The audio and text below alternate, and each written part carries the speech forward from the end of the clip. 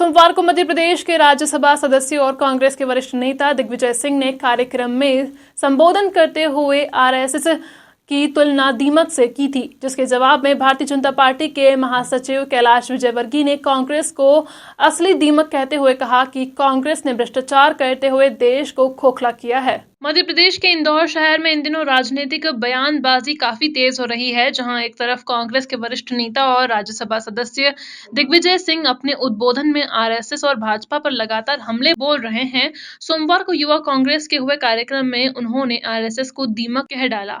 अपने पूरे भाषण में दिग्विजय सिंह ने आरएसएस पर हमला बोलते हुए दिग्विजय सिंह के बयान पर भाजपा के राष्ट्रीय महासचिव एवं वरिष्ठ नेता कैलाश विजयवर्गीय ने असली दीमक कांग्रेस को कहते हुए कहा कि कांग्रेस ने दीमक की तरह देश को खोखला कर दिया है। भाजपा के राष्ट्रीय महासचिव कैलाश विजयवर्गीय का बयान, कहा, इस देश की असली दीमक कांग्रेस ने भ्रष्टाचार कर इस देश को खोखला किया। दिग्विजय सिंह भी उसी भ्रष्टाचारी गैंग के सदस्य है। सोनिया गांधी के इशारों पर पंजाब सरकार ने पीएम की सुरक्षा में चूक की। पीएम के लिए कांग्रेस ने षड्यंत्र रचा। पीएम के कार्यक्रम की जानकारी प्रियंका गांधी को किस हैसियत से दी गई? मान ले क्या बात यह है कि हमारे इस विचारधारा में हिंदू धर्म को न कभी खतरा हुआ है न कभी खतरा रहा है, क्योंकि हमारा ये हिंदू धर्म जो है इतना व्यापक है, इतना विशाल है कि यहां सबको उन्होंने स्वीकार कर लिया। ईसाई धर्म पश्चिम में बाद में गया, पहले यहां हिंदुस्तान में आया। ईसा मसीह के बाद 40 साल बाद ईसाई धर्म देश में आ गया था, लेकिन हिंदू धर्म को कोई खतरा नहीं हुआ। इस्लाम धर्म 8वीं सदी में आ गया, फिर भी हिंदू धर्म को खतरा नहीं हुआ। मुगलों का, मुसलमानों का राज 500 साल से रहा, तब हिंदू धर्म को खतरा नहीं रहा। ईसाइयों का, अंग्रेजों का राज 150 साल रहा, तब भी हिंदू धर्म को खतरा नहीं हुआ। आज जब राष्ट्रपति से लेकर नीचे तक सभी हिंदू पद पर हैं, तो फिर हिंदू धर्म को खतरा कैसे हो गया, मैं नहीं समझ पा रहा। ये खतरा केवल बताया जाता है ताकि उनकी फांसीवादी मनोवृत्ति और फांसीवादी विचारधारा को वे आगे ले जा सके और उससे राजनीतिक रोटियां सेक सके और राजनीतिक पद प्राप्त करके पैसा कमा सके। केवल इससे लड़ेंगे, क्योंकि संघ तो कोई रजिस्टर्ड संस्था ही नहीं है, इसकी कोई सदस्यता ही नहीं है, इसका कोई अकाउंट ही नहीं है। कोई यदि संघ का कार्यकर्ता आपराधिक प्रवृत्ति में पकड़ा जाता है और कहते हैं हमारा कोई सदस्य नहीं है, अरे भाई, जब तुम्हारा संगठन ही रजिस्टर्ड नहीं है, सदस्यता ही नहीं होती, तो संघ के सदस्य हम बताएंगे कैसे? नाथूराम गोडसे के भाई गोपाल गोडसे ने कहा हम तो संघ में रहे हैं, उसकी विचारधारा में रहे। बात यही है कि आप ऐसे संगठन से लड़ रहे हैं जो ऊपर नहीं दिखता, लेकिन नीचे जिस तरह से दीमक लगती है किसी घर में या किसी वस्तु में, उस तरह से काम करता है। मैं जब ये कहूंगा तो सबसे ज्यादा गाली अब मैं खाऊंगा, क्योंकि आरएसएस से मैंने तुलना दीमक के साथ कर दी। ये विचारधारा की बात है। आरएसएस के लोग मुझसे बहस करें, तुम्हारा संगठन है कहां, तुम्हारा अस्तित्व कहां है, रजिस्टर्ड संस्था कहां है? ये केवल गुपचुप तरीके से काम करते हैं। हर चीज छुपे छुपे काम करेंगे, खुले आम कोई काम नहीं करेंगे।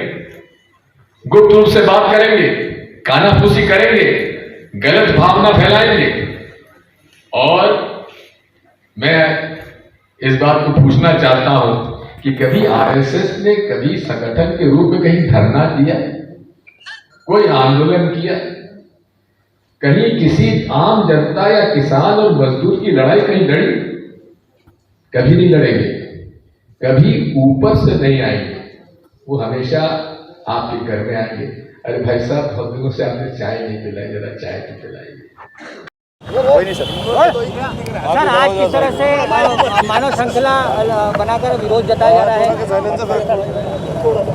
किस तरह से विरोध जताया जा रहा है सर? देखिए, जिस प्रकार मोदी जी के लिए षड्यंत्र रचा है, विशेषकर कांग्रेस ने, सबसे बड़ा तो वहाँ के मुख्यमंत्री के इस बयान पर बहुत संदेह, जिन्होंने कहा कि मैंने मोदी जी की जानकारी पूरी प्रियंका गांधी को दे दी थी। कौन है प्रियंका गांधी? क्या किसी संवैधानिक पद पर हैं? कैसे वो प्रधानमंत्री जी की बात को, उनके दौरे को प्रियंका जी को रिपोर्ट कर सकेंगे? मैं समझता हूँ कि ये सबसे बड़ा शंका का कारण है कि यह जो भी चूक हुई है राज्य सरकार के द्वारा, वह कांग्रेस के इशारे पर हुई है, सोनिया गांधी जी के इशारे पर हुई। और हम उनके विरोध में जनता के बीच में जा रहे हैं। कांग्रेस का ये कहना पड़ रहा है कि मोदी जी ने खुद तय किया था कि हवा के बदले वो सड़क के मार्ग से जाएंगे। देखिए, मुझे लगता है कि इस सारे तथ्य सबके सामने आ चुके हैं। मौसम ख़राब था, इसलिए हेलीकॉप्टर से नहीं जा सकते थे, बाय रोड गए। जब भी प्रधानमंत्री जी का काफिला जाता है तो जिस राज्य में जाता है वहाँ का डीजी क्लियरेंस देता है, उसके बाद आगे बढ़ती है गाड़ियाँ।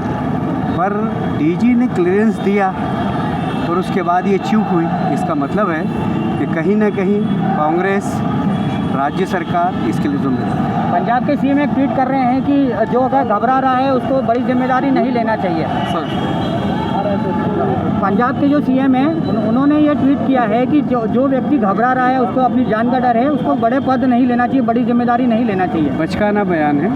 अपरिपक्व आदमी को मुख्यमंत्री पद पर बैठाने पर वो इसी प्रकार के बयानबाजी करते। सर दिग्विजय सिंह का भी एक बयान आया, प्रधानमंत्री होता है।